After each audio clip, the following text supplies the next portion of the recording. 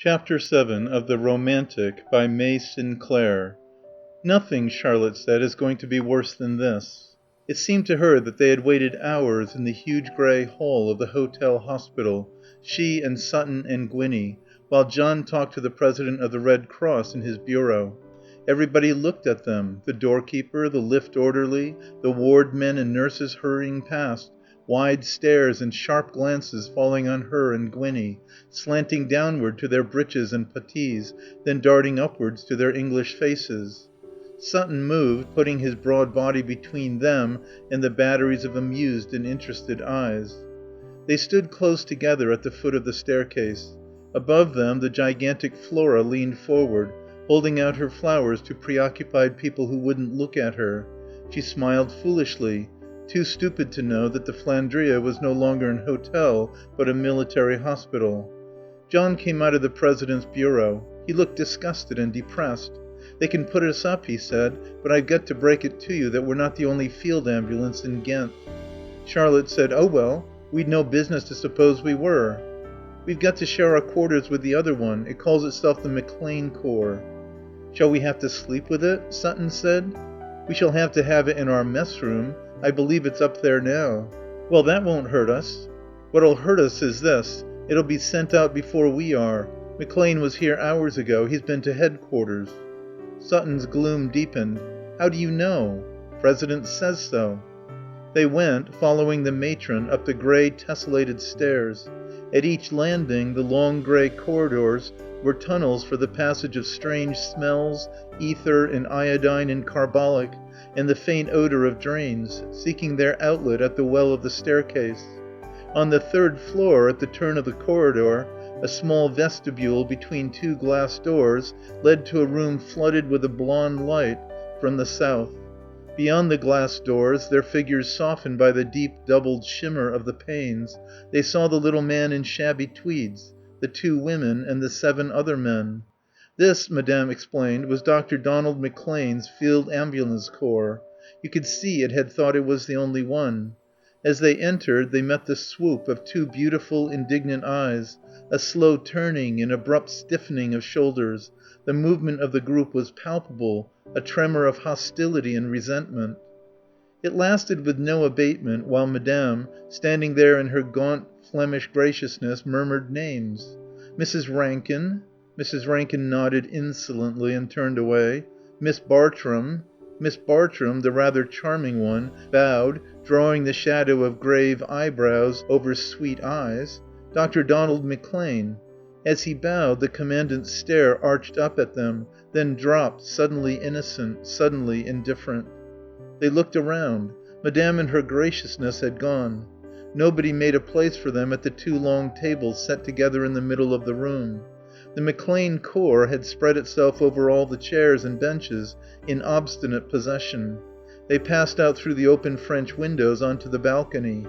It looked south over the railway towards the country where they thought the fighting must be.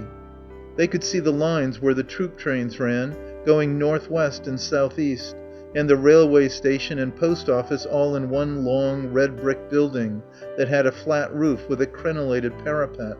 Grass grew on the roof, and beyond the black railway lines miles upon miles of flat open country, green fields, rows of poplars standing up in them very straight, little woods, here and there a low rise bristling and dark with trees. The fighting must be over there. Under the balcony the white street ran southeastward, and scouting cars and ammunition wagons and long lines of troops were all going that way. While they talked they remained aware of the others. They could see McLean rubbing his hands, they heard his brief laugh that had no amusement in it, and his voice saying, "Anyhow, we've got in first." When they came back into the room they found the tables drawn apart with a wide space between. The Belgian orderlies were removing plates and cups from one to the other, establishing under the Commandant's directions a separate mess. By tea time 2 chauffeurs had added themselves to the McLean Corps. 12 to 4, and they would have to live together nobody knew how long, as long as the war lasted. That evening, in the bedroom that John shared with Sutton, they sat on the two beds discussing their prospects. Gwinnie was voluble. "They've driven us out of our mess room with their beastliness. We shall have to sit in our bedrooms all the time." "We'd better let the office know we're here," said Sutton, "in case we're sent for." "Anyhow," said Charlotte, "I'm not going to bed." John smiled. A struggling, dejected smile. "My dear child, I've told you they're not going to send us out first." "I don't know," said Gwinnie. "I do know. We shall be lucky if we get a look in when McClane's cars break down." "That's it. Have you seen their cars? I overhauled them this morning. In the yard. They're nothing but old lorries converted. And one of 'em's got solid tires." "Well?" "Well, you wait." They waited. Even the McClane Corps had to wait. "I don't care," said Charlotte, "how beastly they are to me, provided they leave John alone." "What can they do?" he said. "They don't matter." "There's such a lot of them," said Gwinnie. "It's when they're all together they're so poisonous." "It's when they're separate," Charlotte said. "I think Mrs. Rankin does things. And there's McClane swearing he'll get us out of Belgium. But he won't." She didn't care. She had got used to it as she had got used to the mess room and its furnishings, the basket chairs and backless benches, the 2 long tables covered with white marbled American leather, the photographs of the King and Queen of the Belgians above the chimney-piece. The atmosphere of hostility was thick and penetrating, something that you breathed in with the smells of ether and iodine and disinfectant, that hung about the grey leaking corridors and floated in the blonde light of the room. She could feel a secret threat in it, as if at any minute it might work up to some pitch still more malignant, some supreme disaster. There were moments when she wondered whether McClane had prejudiced the authorities against them. At first she had regarded the little man as negligible. It was the women who had fascinated her, as if they had or might come to have for her some profound importance and significance. She didn't like McClane.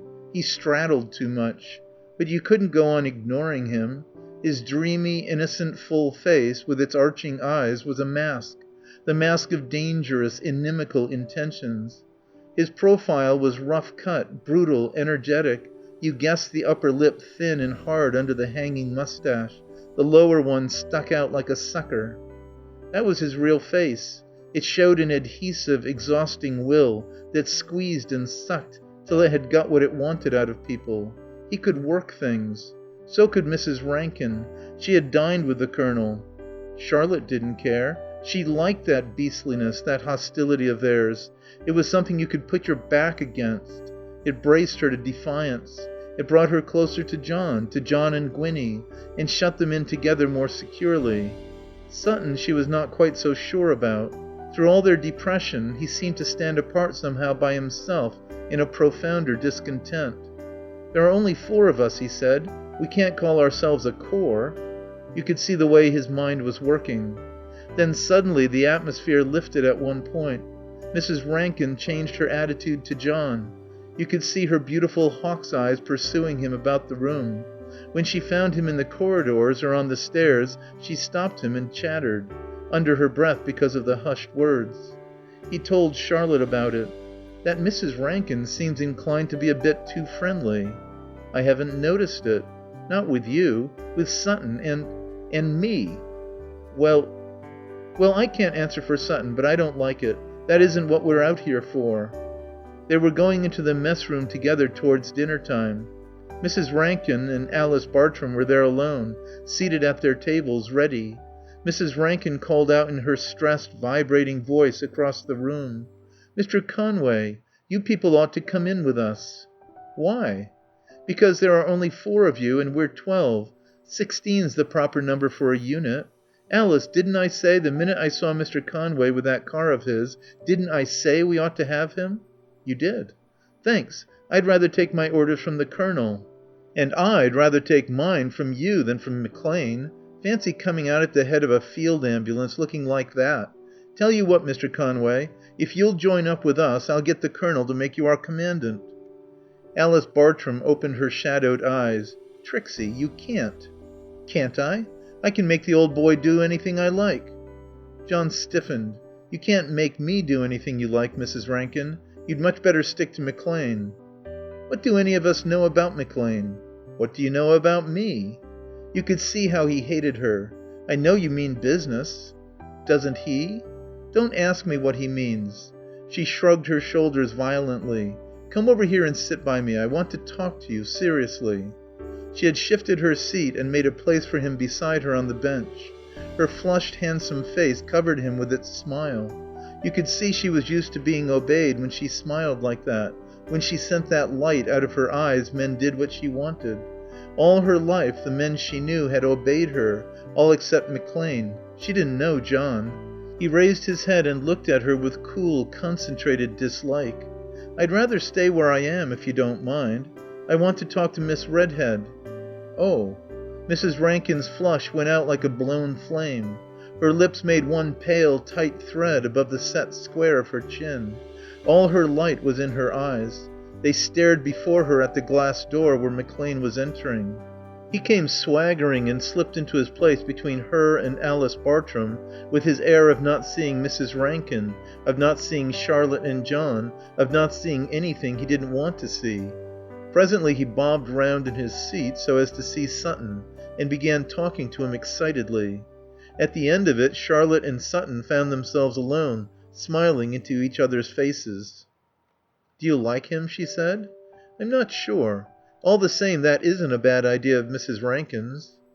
It was Sutton who tried to work it the next morning, sounding McClane.